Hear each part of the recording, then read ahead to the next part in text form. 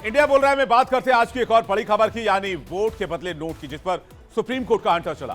Supreme court ने अपने पुराने फैसले को पलटते हुए पैसों के लिए बिकने वाले नेताओं के लिए खतरे की घंटी बजा दी है। और अब साफ है कि अगर सदन में नोट लेकर वोट किया तो फिर पैसे लेकर भाषण दिए तो इनके खिलाफ, इन नेताओं के खिलाफ केस तो चलेगा। सुप्रीम कोर्ट की 7 जजों के बेंच ने अपने फैसले में क्या कहा है, सबसे पहले वो आपके सामने रखते हैं, फिर आपको बताएंगे पूरा मामला क्या है।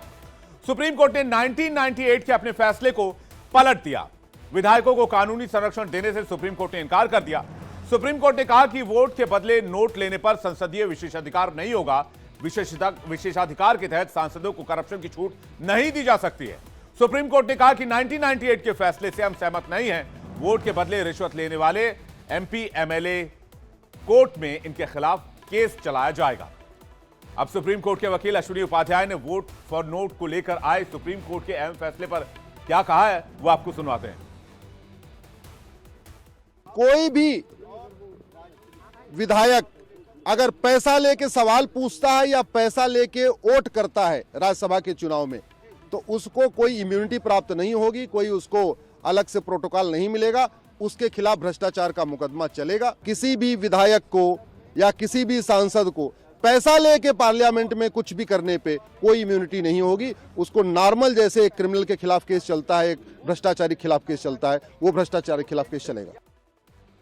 प्रधानमंत्री नरेंद्र मोदी ने सुप्रीम कोर्ट के वोट फॉर नोट वाले फैसले का स्वागत किया है और सोशल मीडिया प्लेटफॉर्म एक्स पर उन्होंने अपनी प्रतिक्रिया दी।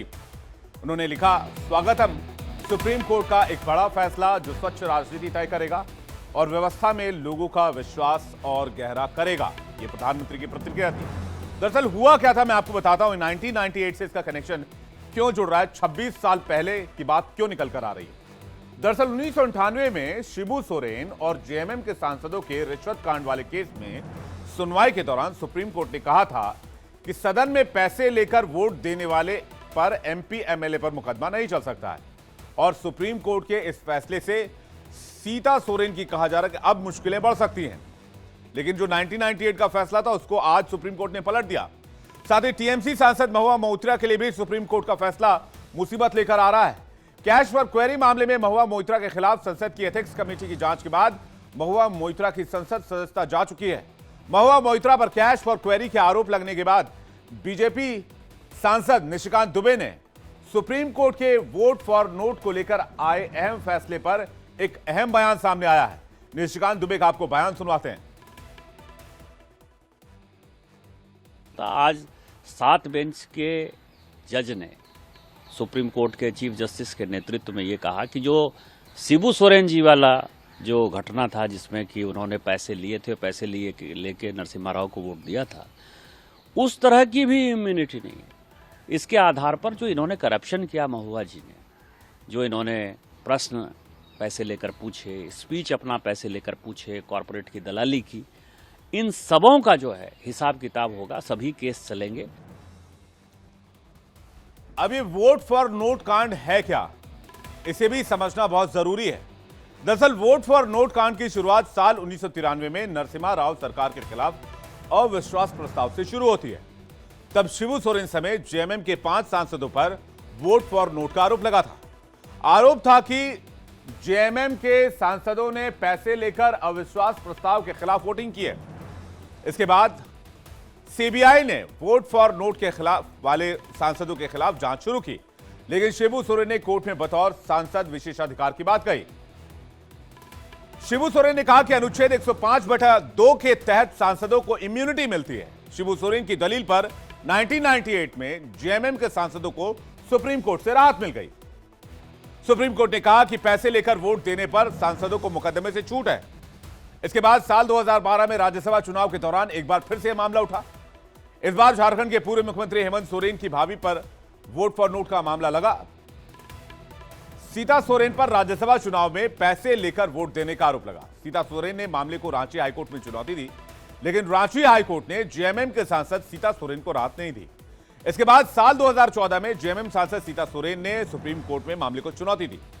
सीता सोरेन ने शिबू सोरेन वाले केस में आए फैसले का हवाला दिया, जिस पर सुप्रीम कोर्ट ने आज इस मामले में जेएमएम सांसद सीता सोरेन की दलील खारिज कर दी। 1998 के 5 जजों के बेंच के फैसले को सुप्रीम कोर्ट ने पलट दिया और सुप्रीम कोर्ट के फैसले के बाद सीता सोरेन समेत कई नेताओं पर अब कार्रवाई की गाज गिरने वाली है। 22 जुलाई 2008 को जब लेफ्ट पार्टियों ने यूपीए सरकार से समर्थन वापस ले लिया था, तब यूपीए सरकार के खिलाफ अविश्वास प्रस्ताव के दौरान बीजेपी के 3 सांसदों ने सदन में नोटों की गड्डियां लहराई थी। तब बीजेपी सांसद महावीर भगूरा, अशोक अर्गल और फग्गन सिंह कुलस्ते ने दावा किया था कि ये रुपए उन्हें यूपीए के फेवर में वोट करने के लिए दिए गए थे। हाल ही में हिमाचल से लेकर बिहार तक पैसे लेकर वोट देने का मामला काफी गर्म रहा है। बिहार में आए फ्लो टेस्ट से पहले आरोप लगाए गए थे कि एनडीए के विधायकों को तोड़ने के लिए महागठबंधन के नेताओं ने 10 करोड़ और मंत्री पद तक ऑफर किए थे। इसे लेकर पटना के कोतवाली थाने में जेडीयू विधायकों ने एक एफआईआर भी दर्ज कराई थी। हालांकि बिहार में नीतीश कुमार वाली एनडीए सरकार ने बड़े आराम से फ्लो टेस्ट पास कर लिया। उस वक्त जेडीयू विधायक सुधांशु शेखर ने क्या कहा था, आपको सुनवाते हैं। 5 का ऑफर मिला था। कितना कितना? 5 का ऑफर। 5 क्या? 5 क्या? करोड़। अच्छा, और क्या कहा गया? मंत्री पद का भी ऑफर मिला। किसने फोन किया था आपको? क्या ऑफर? कॉलिंग आया था इंटरनेट के जरिए कॉलिंग आया था और उसी माध्यम से मुझे सूचना मिली थी कि हम आपसे मिलना चाहते हैं। हमने समय नहीं दिया मिलने का, बार बार वो हमको फोन करते करते परेशान कर गए।